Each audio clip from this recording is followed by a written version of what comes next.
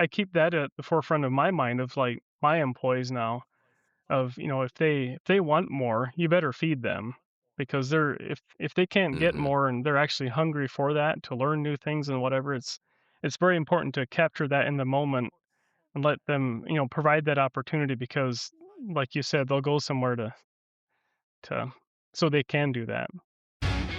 Welcome to the Manufacturing Transformed podcast, where we dive deep into the world of manufacturing and uncover the transformational journeys of companies that are powered by ProShop.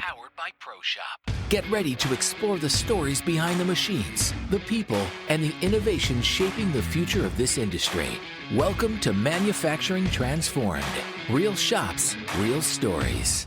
Well, hello, my friends, and welcome to another episode of Manufacturing Transformed. I got to sit down just now with Phil Miller from Star Machine, and Phil is just one of those incredibly genuine people that are prevalent in the machining industry, and it's what makes the industry so special. Just an incredible human being. Love his story from the very earliest days. He shared he was 5 or 6 years old, standing on a 5-gallon bucket, running a drill press, and remembered the smell of the cutting fluid. I think he said tap magic.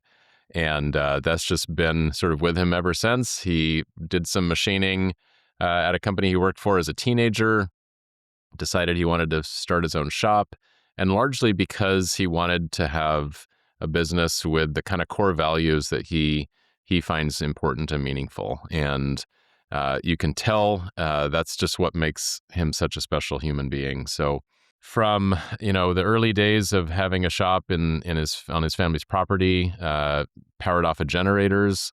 So Phil mentions in the show that he grew up Amish. He's Amish, and so like they couldn't even have electricity at the shop, which is a fascinating twist. He's now moved into a more commercial space and does have line power, so there's not generators running his 5 CNC machines. But interesting origin story. He talks about the people side of this business. He tells a very touching story, which quite honestly has me teared up at the end, about an employee that they brought on.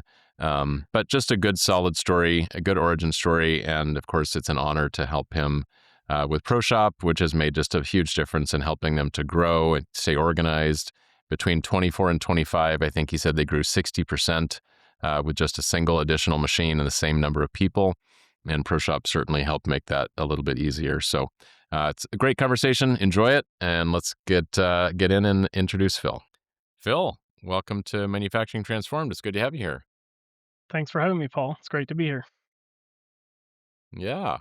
So I don't remember where you and I first met in person. Do you remember that? It was a while ago now, but I remember I was really struck and interested in your story. And then, of course, you became a ProShop customer. Um, and I'd love to help, have share that story today. So let's start with what you did. Well, let's start with a snapshot of what Star Machine looks like today. And then tell the backstory of how you even got in the machining industry, decided to start a shop, and what that was all like, and kind of your journey up till now. Okay.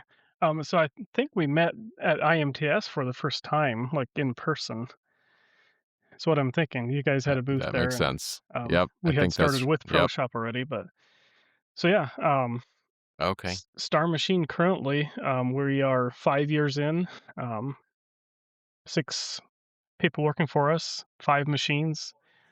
We are serving multiple industries, none in particular specifically, as in not doing any aerospace or government stuff like that.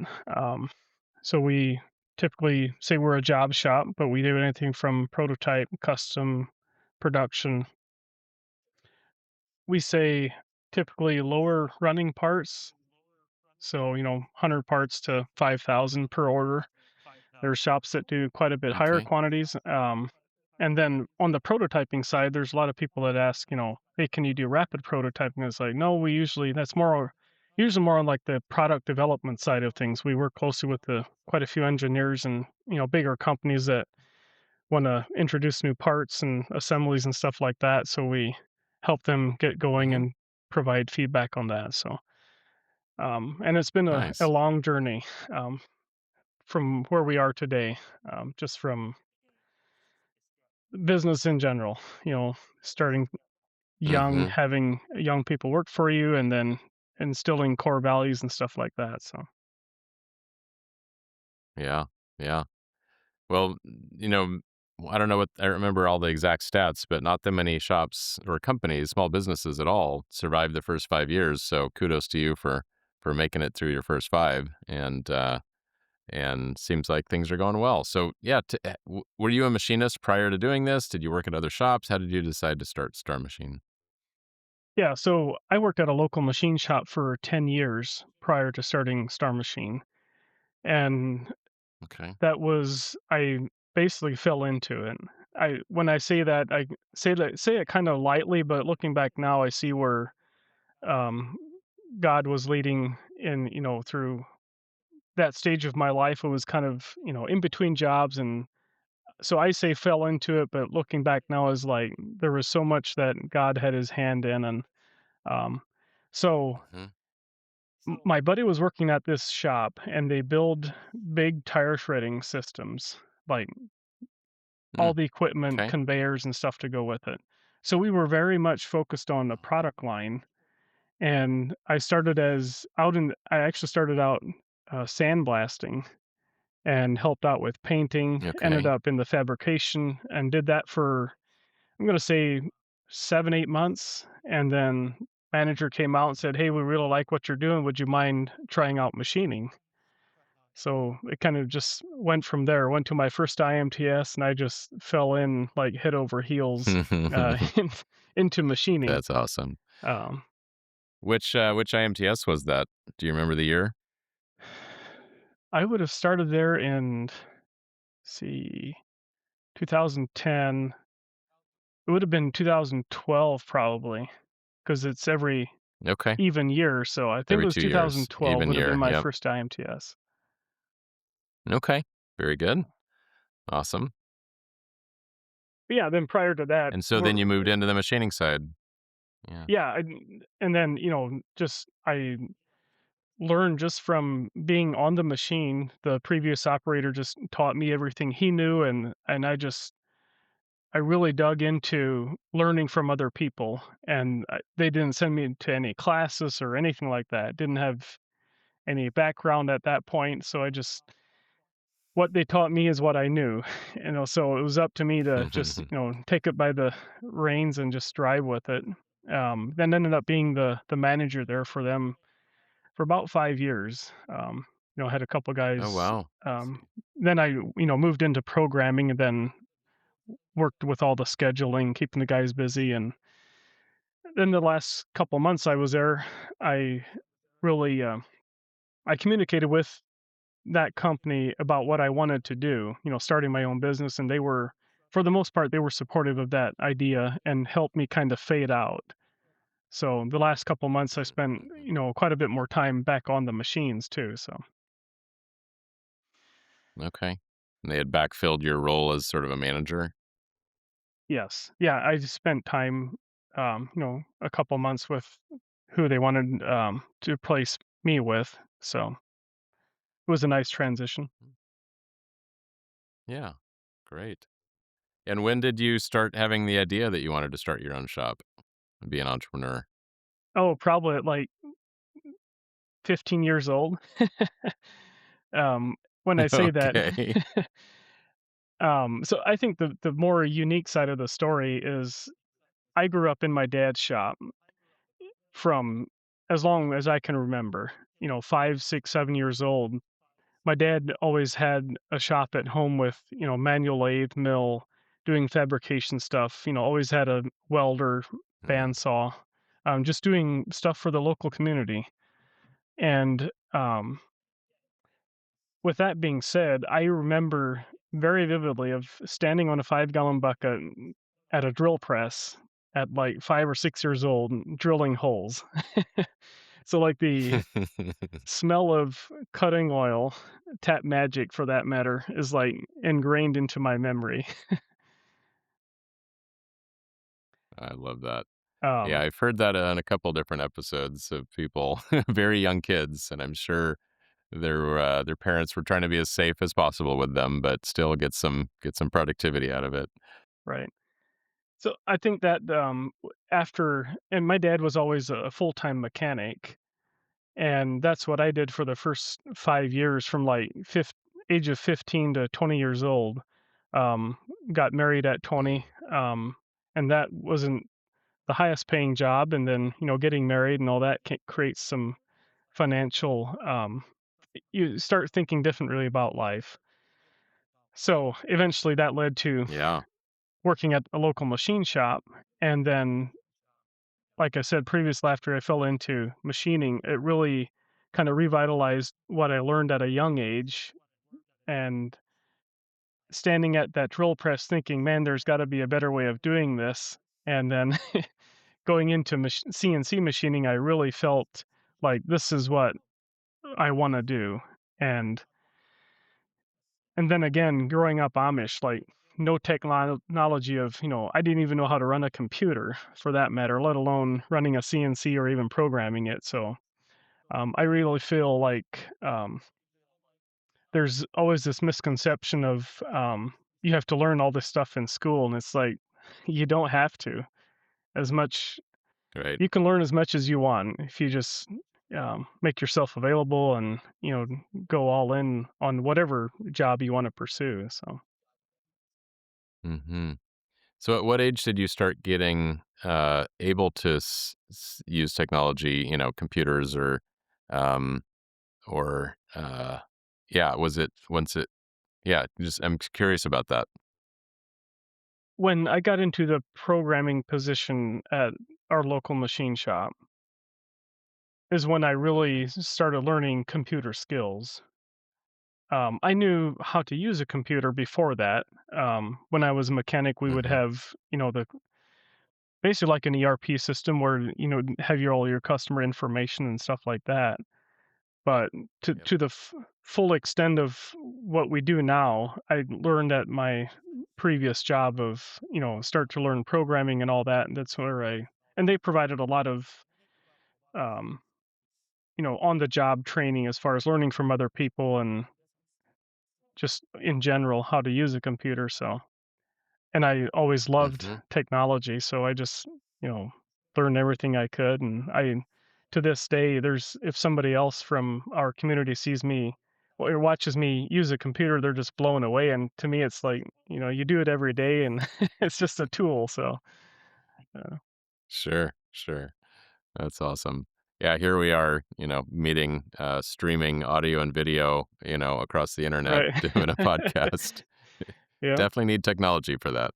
yeah, Um, okay, cool. So you had that entrepreneurial bug from an early age, and then you kind of got the fire reignited about machining.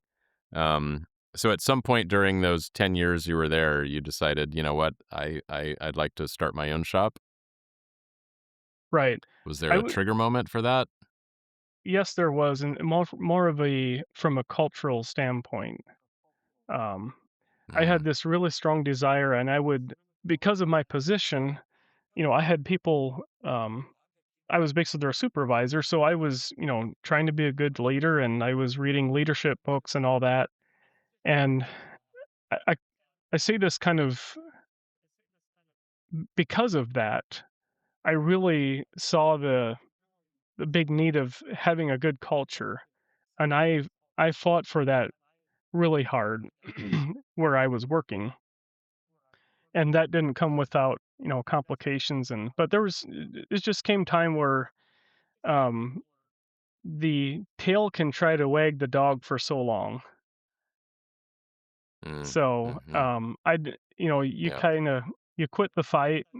I say fight. You quit the big challenge and you stay quiet. And that was kind of the big shift for me. Is like, okay, I love machining. I'd like to have, I've dreamed of having my own gig for a long time, and so it's like, okay, let's build or focus on that dream I've had for so long, and go into machining. And I saw a need in the community of having another machine shop. and I felt the support from where I was working. They, that transition was smooth, and it was like, okay, let's try to do this right from the get-go of instilling those, having core values and living that out. So that's what I tried to build from day one. So I love that. That is so great. Yeah, I think any business that decides that core values are going to be a part of like the origin story is just starting off on the right foot. I really think so, because obviously these days, well, any business is very people centric, people dependent, all right? And you have 5 people working for you now. And if you didn't have those values, didn't have a good culture, didn't have a good work environment, it would either be very hard to get them in the first place or to retain them. So I'm sure that's been part of your success. So, and uh, I on your LinkedIn about little segment, I love your statement that you founded Star Machine with a desire to be a beacon of precision and integrity for American manufacturing, building strong relationships with our customers, team, and vendors. So, yeah, that's a great place to start. So, tell us a little bit about how you went from deciding that you wanted to do it to actually doing it. What was your first machine, finding a building, the funding to buy a machine or lease one or whatever? How did that come together? so at the time, um, my parents were still living on the original property that I grew up on, and me and my wife and 4 kids at the time were living right beside my parents on a smaller property. And Hmm. we started talking about my dad, mom, dad were, talking about, retiring and downsizing. And we had built a new house in with that in mind, kind of designed for them to retire in. So, Okay. and that kind of led to us getting the home property where I grew up on, which had the original building on where dad always had his hobby shop, so to speak. And, we Mm-hmm. started talking about starting a shop, and the old shop it had seen its better days. So we decided to completely remodel it, and it was like 2,400 square feet, which is, it's 40 by 60 or whatever, full building. So we completely remodeled that, and with that, we actually we refinanced to buy our property, but we included the value or the estimate that we got for remodeling the shop. We included that in the refinancing of the buying the property. Okay. So that's how we funded that. And then the first 2 machines were just a 3-axis mill, which was Doosan and at the time DN Solutions now, and just a 2-axis lathe. I Mm-hmm. thought if we can turn and mill, we have a start here. I was pretty fluent Yeah. in both. I was more of a mill guy, but I knew how to, run a lathe. So I thought if we have both, we can do just about anything. And then my dad funded a lot of that. He was willing to, and he's still has a percentage of ownership in the business. So um, Oh, and nice. he helped Okay. us out in a big Cool. way. And looking back now, it's like my dad really put a lot of trust in me to make a go of this. Um, and we did that for, I'm gonna say, 4 months. By the time the machines were set, everything was ready to go. We started, knocking on doors, trying to get our foot in the door of, finding some work. And Yeah. so the building machines definitely came before the work, which is, hindsight, Mm-hmm. it's probably not the smartest move, but that's how we went about it. um, Sure. and then we got a couple customers, and I felt I got asked this question a couple times of like, when are you going full time? Or, hey, when can I have these orders done? And it's like, well, it's a part time gig. I'm trying to sort things out, to actually pull the plug and go full time. But I remember thinking to myself, it's like, what I'm hearing and feeling from my customers, like, okay, once you're fully committed to us, like, we'll give you more work. And that's really how it was. Once I went full time and spread that word, just continued to get work. Nice. So that was kind of the yeah, how the financing all came about, and the we didn't even I don't think we even talked to our local bank, but that led to, once we wanted to get the third machine. Actually, the next move we did was we traded in the original two-axis lathe and got a live tooling y-axis bar feeder automated cell basically in a turning center. Okay. And Nice. then we called our bank and said, "Hey, what can you do for us?" But by that time, we had enough, cash flow and assets on the books that they could use for collateral and stuff like that. So one thing kind of went to the move to the next, and next time we called our bank, we needed a line of credit so we could buy material and stuff like that. So it Mm-hmm. was a pretty interesting journey from a banking Yeah. standpoint. So. Yeah. Well, it's essential to have that local relationship with a bank because yeah, as you grow, that burns cash and yeah, having lines of credit and ability to weather those ups and downs of cash flow is just so critical. Oh yeah, and I've talked to other shop owners and like I've talked to 15, 20 different banks and they won't give us any money. So we felt pretty fortunate that we were able to do that with the bank that in our hometown, just we dealt with them all our life and they were very willing to help us Hmm. out. So Is it a locally owned bank or just a branch of a national chain? it's First State Bank of Middlebury. I know they have a couple branches, but that's what they're called Okay. on that one Sounds pretty specifically. local. Yeah. Yeah. Sounds pretty local. Okay. And you're in Indiana, is that right? Yes. Okay. Okay. All right. Cool. So you had the facility, couple machines, upgraded to a new one and a nicer one. And then just was your strategy for winning customers just literally going and knocking on doors and saying, "Hey, we got a machine shop. Could you give us an opportunity?" Or did you do anything beyond that in the early days? No, nothing really beyond that, and a lot of it was word of mouth, and we were very thankful for that. Looking back now, we realize how kinda naive it was to rely on that. At the same time, it worked, so it's like, you know, we tried advertising in our local newspaper, and it's like, you know, the guy down the street wanting one little hub made for his go-kart and something like that, and, well, that doesn't really pay the bills. So, No, uh no, it is not. Okay. And then you have done so that's the early years. So then I know you have moved into a bigger facility.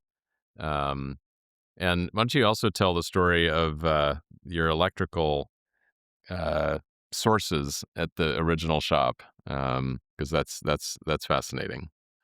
Yeah, so we were running off of generator power, and that's very common in the Amish community. Um, Very large businesses that still you run on off of generator power. Um, Hmm. and that's actually what my dad still does is provide that service to the community. Is it poultry barns, Oh big wow. shops, and stuff like that? And they do some, very small setups to very large, even in backup systems for whatever it might be for other communities, not just the Amish. So, but yeah, then we Okay. moved to a bigger Fascinating. facility And and we're leasing that space now, and they have line power, so that's what we're utilizing now. okay. And is that building not within the community that you grew up in? Is that why it has line power? No, well, yes, it's 5.5 miles from my house. So it's Okay. still in the same community, just owned by somebody Got completely it. different, and we're just leasing the space Hmm. that's what makes it allows us to utilize that technology, I guess. And I also Okay. I guess the other part of it too is I have another partner in the business, um, has kind of a Okay. minority percentage. We call it kind of the silent partner, which kind of more so Mm-hmm. allows us to have more of the technology too. So kind of makes that separation. Got it. Was that person part of it from the very beginning, or did he come in a little bit later? He came a little bit later, but he came from the same shop I worked at. Oh, nice. Okay. So, it was not part of the Yeah. plan. Great. Great. We the company I worked at, they were actually doing some, CAD work for me because we worked on a Mm-hmm. big project that had a lot of, CAD stuff involved, and we needed prints and models and stuff like that, so I got them to do that for me, and the Justin is his name. He stopped in one evening with a USB thumb drive with all the files on it that I needed, and I just made the comment of, "Hey, if you'd be working for me, you could be doing this for me." The reason I Mm-hmm. said that, he had asked for that position a couple times at the previous shop, and he would ask me, and I would just Mm. pass it along to, upper management. And about a week later, he called me and said, "Hey, how serious were you?" It's like, "Well, I just kinda made the comment, but sure, let's have the conversation." So, that's how it all came about, and that was about 8 months after we opened the shop. So, Mm. Okay. All right. I mean, that's a good lesson on, giving people that want some upward mobility opportunities to take on bigger challenges and, contribute more. And if a company doesn't provide that option, they're going to find it somewhere else, right? right, In and this it's case with been you. I keep that at the forefront of my mind of, like, my employees now of, if they want more, you better feed them because if they can't get Hmm. more and they're actually hungry for that to learn new things and whatever, it's very important to capture that in the moment and let them, provide that opportunity because like you said, they'll go somewhere to so they can do that. Hmm. Yeah. So tell us about your other employees. Are they just from the general area? Or are they from the Amish community? How did you find them, and did they already have skills, or are you training them? Tell us about that. Workforce development is always one of the hardest things that every shop is dealing with. Yeah, so they're mostly local. The first employee I got was a neighbor kid. He was just out of school, 14 years old, and I needed him part time. We actually got a fabrication Okay. job from another shop that just needed they were just wanted another shop to source it to. So all we did was just weld together an assembly and shipped it back out the door. So I just needed a couple guys to help me out, and it was like a 6 or 8 week project. And that came and went, and he wanted to have some time at home. He was just out of school, and so that he was part time for a couple months, and then after that, I was spending a lot of time programming, and I need somebody just to push the buttons on machines, keep machines running, and uh, so he came back, and he was just kind of picked up a little bit here and there as far as just watching me, and I taught him setups, and just one thing led to another, and we he wanted to be full time at that point, and he wanted to learn machining, and so hey, let's go for it. And to find Awesome. somebody like that, it takes a unique individual to be hungry for that. And we just Mm, captured it and make to put it to a good use. And he's still with us today, and he's doing setups. He's just started learning Swiss machining. It's been very rewarding. So that is the others, awesome. obviously, Justin came with a lot of experience. And then all of the other employees came with no experience, and they're all very young. We work with our local high school with they call it a work-based learning program. So we've had a couple students from there that they intern with us for a while, and some stay and some don't. Um, Sometimes we utilize it as a second shift almost if we're just running production jobs and all we need is guys to take parts off machines, package them, whatever. So we take that Hmm. very seriously in workforce development to higher attitude, train skills, and vet it out with our core values too. That's usually a big part of our Mm, conversation when we talk about hiring is this is who we want to be, and if you want to work here for a paycheck, you'll probably have to go somewhere else because we want to build more than that. So that's awesome. Um, So that program with the schools, so they can come and work for your shop like during the school year, and it counts towards credits to their school. Is that how that's working? Yeah, it does. If they have different schedules they can go by, but it's basically they can work as much as every other work day. So one week would be, Monday, Wednesday, Friday, and then the following would be Tuesday, Thursday. So they can get quite a bit of hours in, get the experience and all that. So Hmm. Very cool. Very cool. And is that, I mean, does that school have like a machining program within it? And if this is an extension of that, or, um, they do. I don't think they're utilizing it to the full um, potential that they could, but they right. definitely learn a lot. I mean, they have a room full of robots and stuff and PLC programming and stuff like that. And the last time I was there, which it's been a couple years now, they had those little desktop mills like from is it Oh, Level? yeah. Yeah. Um, yeah, they're definitely learning some of that, and they have Fusion. So one of the employees that we still have learned that from the school, so that's been helpful too. So Excellent. Very cool. All right. So, uh, tell me when you decided you needed some better software to organize the shop. How did that come together? with my background, not having much computer experience, let alone Excel sheets or anything like that, I was always excited to learn this new software. Like if I saw a software that made sense, and I was always, checking out new things and stuff like that. At somewhere in that time of me starting the business, I would say maybe 2 years in or so, I started getting on LinkedIn, created my account there, and started seeing stuff from ProShop and other ERP systems. And Hmm. with the young employee that I had, we started getting a lot of repeat work.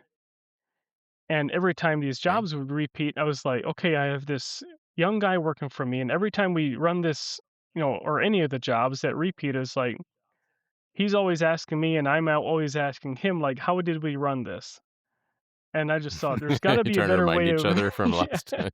right. And we were, we started having all this tribal knowledge and, no way of documenting it. And at that point, Justin, was on board too, and we started having these conversations of like how it was at the shop we worked at. We had an ERP system there, but it was way underutilized to that effect of documenting machining processes for that matter. Sure. And Sure. it started rekindling my memory of having all my as a machinist at the previous job, I had like, this stack of papers with all my notes on it with the prints, and we have a lot of repeat parts. And so we decided, like, if we're this young, new in business, why not just pursue an ERP system now instead of waiting 10 Hmm. years and then wish we would have done it in the first year? So ultimately, we decided to implement ProShop, and it's been a game changer for us. Mm, I love that. Yeah, yesterday I did a little video with Mitch Free from Zeke down Oh in near yeah. Atlanta. You know, there's 60 person shop, big shop. And one of the things he stressed was it is so important to build your foundation of your processes, your tech stack early so you can build on it, you know, instead of having a shaky foundation that you try to, you know, work for years and then at some point you're kind of forced into building something better. But then it's so much harder to put it in later. And you know, imagine having a house that's on built on sand and you're trying to build a foundation underneath of it. So Yeah. that's awesome that you had that concept pretty early in your growth. So what are some of the things that changed or improved or what have you when you started using ProShop? The biggest thing for us is like the most simplest thing in ProShop is, you have your customer POs, work orders, and the part level. Obviously for quoting too. Hmm. So doing quotes and Yep. then getting that to a part level, the customer PO and the work orders, that was like a total game changer for us because we would get all the information just as simple as having the right material on the job and Right? work instructions. Like that was, I think it's probably the most basic thing, but it's such a major step in that path forward of grabbing that information that nobody should have to remember. Like we shouldn't have to remember what material we use. Just look at the history, and that was the biggest thing for us. And now just all the new stuff that comes in from quoting, how easy that is, and then all the way through looking at due dates and all that stuff is just so powerful for us to. We actually just Mm-hmm. added an employee in the office to offload some of my work to help with just the customer relationship, entering orders, ordering material, and Mm-hmm. stuff like that. And it was such a breeze to train him because of ProShop. So that was, Mm, I would say, that's that's the awesome. next powerful point of, and we start to see that in the younger people that we hire to be a machinist. Like they love technology and they like seeing things on a screen and hitting buttons, and they can do different things, and the information's at their fingertips, and they don't have to run to Phil all the time to get the information. Sure, sure. So, you said first started having the idea when you guys were trying to remind each other how you ran this last time. So, with that part of it, like, do you when you have a job that you think you were going to do again, or even if you don't, are you just like putting in a photo or take a little video clip or just putting in some text of what the vice setup was, or yeah, how do you document things so that you can remember last time, next time you do it? A lot of times it's a simple photo and then just some text, a few instructions, and it's like the smallest things that you could think of. It's like the easiest thing you can do is take a photo of the setup or a certain feature on the part, stuff like that. Mhm. And then just writing text in the work instructions of your setup. Right. Um, if you think of a turning center, like a lathe setup is so simple of from a setup standpoint, the only thing that changes is your bar diameter. So if your offsets are very easy to capture, they don't change from one time to the Mhm. next. You're always in the same position. So our lathe setups have been very simple yet powerful because you just put it might be 6 line items of your, G54, all that stuff, and it's just right in ProShop, and it's Right. just huge, so I love it. That's awesome. Have you yeah, and I mean your point with the young folks, if they had, if they had to decide where they're going to work and one place is on paper and the other place has computers at every machine, and it's more organized and easier to, learn and get up to speed, you can probably guess which one they're probably going to choose if everything else was equal. right.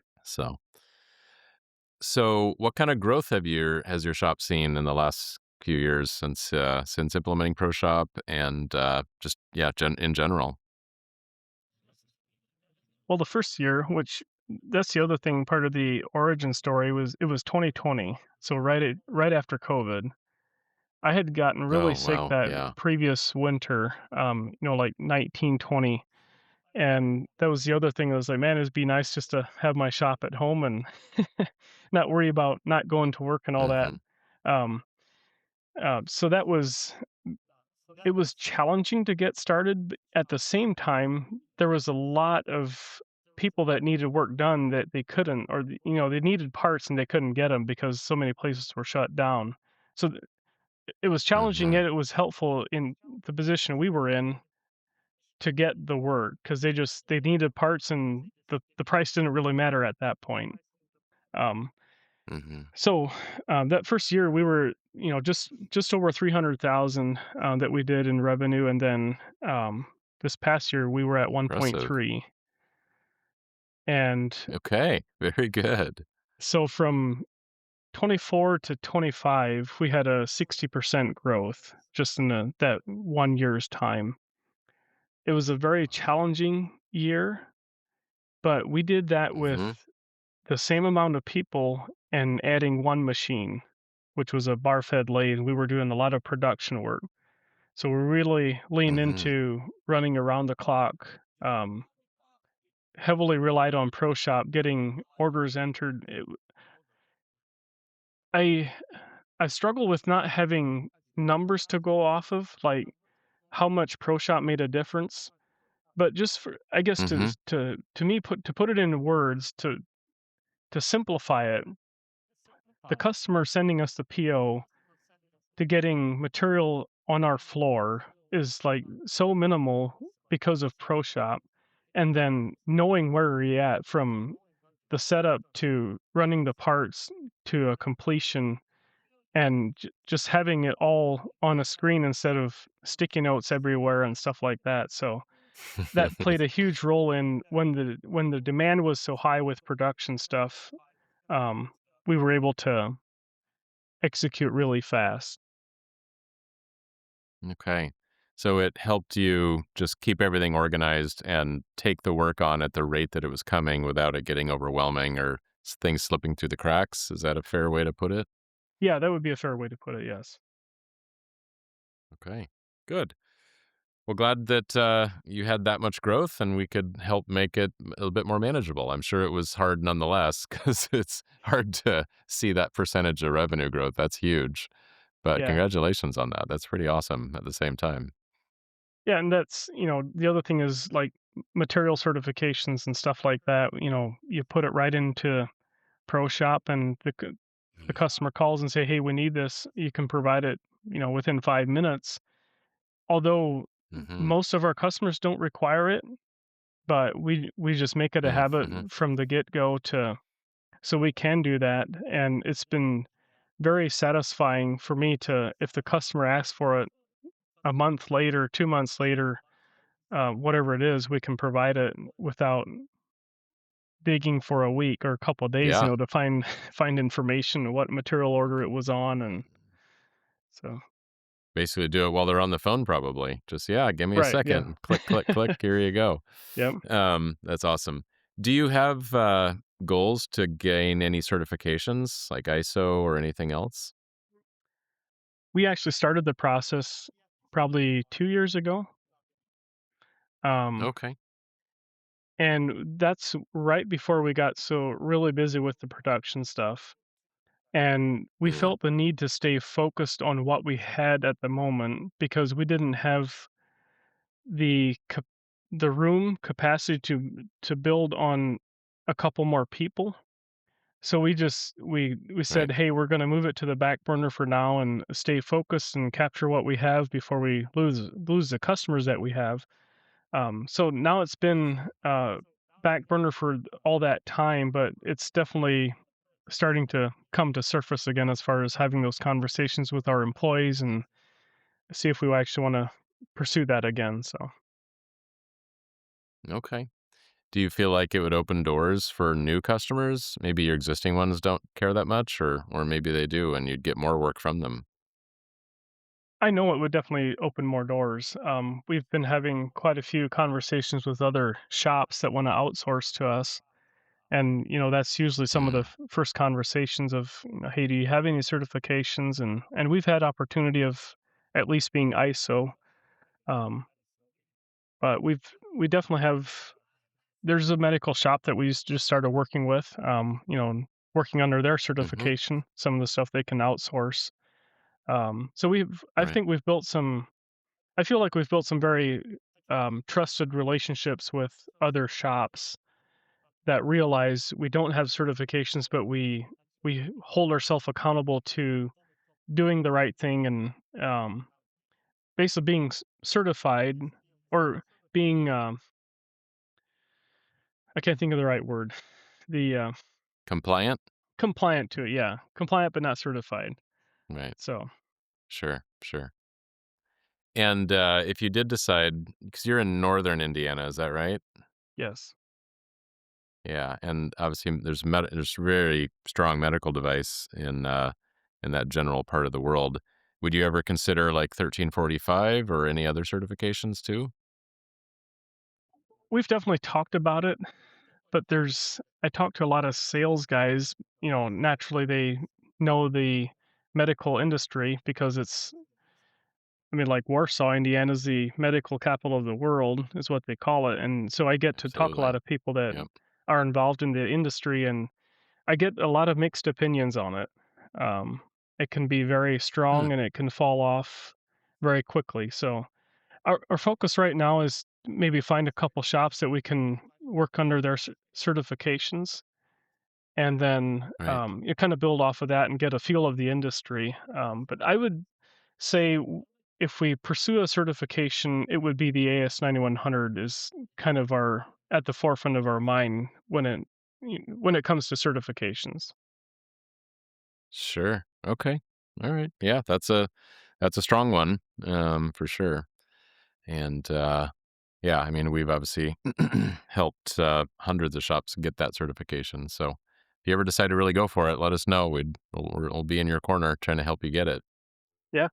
Um, what yeah, as we start to kind of think about wrapping up here, just what do you feel like are some of the most important things that you've done in your 5 years that have helped you get to the place that you are today? Building on the people. Um, we, like I said previously, as far as hiring for attitude and train the skills, hiring based off of our core values and not wanting somebody to work for us that just wants to come for a paycheck. We um, we try really hard to build off of that, and some of the most powerful moments for me have come from working with people, as challenging as it can be to build a business. The people side of things is the most challenging, and yet it can be the most rewarding if we let it be. Um, with that in mind, I almost have to share a story of that. We had an employee Please that do. Yeah. went through a teen challenge program, and it's for people with addictions and stuff like that. He was living on the streets, divorced, um, alcoholic. A local church um, helped him go through this program. He got cleaned up. He, found the Lord and turned his life around. And Justin, my partner, knew his in-laws go to this church that it was helping this individual. So they came to us and said, "Hey, Hmm. would you have a job for him?" So we interviewed him and you went through the process, and he was just this like the most honest guy that I ever met. Of like he just spewed his whole life into our laps and like, "This is what I've done, this is what I come from. Like I just want to work somewhere that, I feel valued." And he's just he wanted a job, but yet I could tell he was just hungry to work at a place where he could, feel valued and recognize where he came from. We Hmm. hired him, and we it was the best decision we made. He's not working for us today because he relapsed, and he basically got himself into trouble, and Hmm. he ended up calling me one day and said, "Phil, I realize what I've done." He realizes he can't have a job anymore, and said, "Well, just so you know, I'm not mad at you. I respect you for the decision." He said, "My life's just a mess again. I have to do something." And at the end of that conversation, he just said, um, "Phil, you were never my boss. You were always a friend to me." And that just meant the world to me. And that's one of the most humbling experiences I had. And that's what I feel like. That's what business is all about: is being there for each other. And Absolutely. our number one core value is providing a safe environment for our team. So I really felt like that just got driven home when through that experience. So Thank you for sharing that story. That's pretty special. Well, I hope, yeah, I wish the best for him. But yeah, having a positive impact on the community and individual people is one of the just highest callings of a business, I think. Hmm. So I'm glad And that we've that's. had similar Can you experiences share your where continue?